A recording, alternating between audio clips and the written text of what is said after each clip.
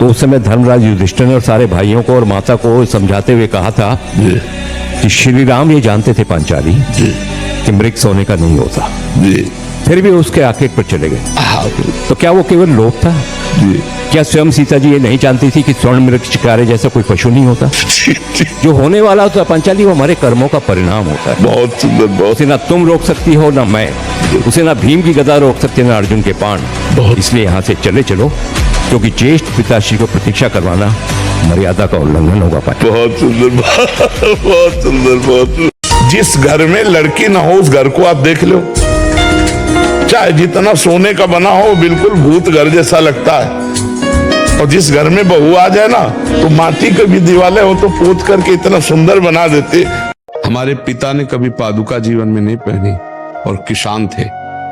गुरु की पादुका झोली पे, गीता जी, रामायण, गंगाजल, ये साथ 10 बजे 11 बजे तक बैल की तरह मेहनत करते, हल जोतते नंगे पैर, और फिर स्नान करके गुरु की पादुका का चरणामृत पीते, गीता और रामायण का पाठ करते, और खड़े होकर आसपास देखते कोई संत महात्मा दिखाई दे जाए, तब फिर जो भोजन आया रूखा सूखा उसे पाते, और हर समय नाम जप करते हुए।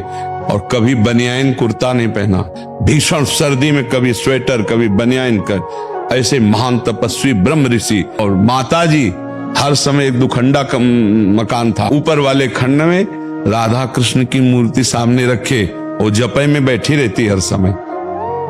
तब प्रेमानंद जन्मा उनके घर में। अकेलापन बहुत अच्छा।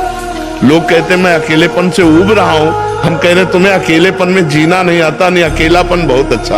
अपनी बस्ती में तो है यार, किसी का कोई डिस्टर्ब नहीं, किसी की कोई, और भगवान का चिंतन बनता है। अकेले में भगवान का भजन करने लगो तो इतना आनंद आएगा कि रोने लगोगे। यहाँ कपट छल ये बहुत जोर का चल रहा है। कलयुग है, कलयुग का ऐसा प्रभाव है कि आपके सामने मुखड़ा कुछ और होगा, पीछे कुछ और होगा। मतलब ये बहुत समझने का विषय है। कहीं दान पुण्य कुछ मत करो। जब आपको दान पुण्य करने का मन हो, जो आपको पता हो कि हमारी मम्मी ये पाती है, हमारे पिता को ये पसंद आए, बढ़िया बढ़िया बाजार से खरीद के उनको पवा दो, बढ़िया कपड़ा पहनाओ, हाथ जोड़कर बात करो, देखो अभी जीवन बदल जाएगा। वो उनका हृदय अंदर से आशीर्वाद। और हम आपको बताएं, माता पिता ऐसे होते हैं, अगर थप्पड़ भी मार दोगे, गाली भी दे दोगे तो भी आशीर्वाद ही देंगे। वो भले ऊपर से गाली दे, अंदर से नहीं चाहेंगे कि तुम्हारा हित हो जाए, कभी नहीं चाहेंगे। बड़े भाई को अपने छोटे भाई के हिस्से का एक दाना भी एक्स्ट्रा नहीं लेना चाहिए। अगर छोटा बड़े भाई के हिस्से को ले रहा है तो उसे पिता के समान अपना पुत्र मान करके उसे दे देना चाहिए।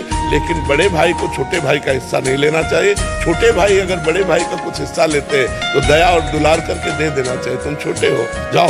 और छोटे भाई को चाहिए कि अपने बड़े भाई को पिता के तुल्य मानकर उनका आदर करे, कभी उनका अपमान न करे।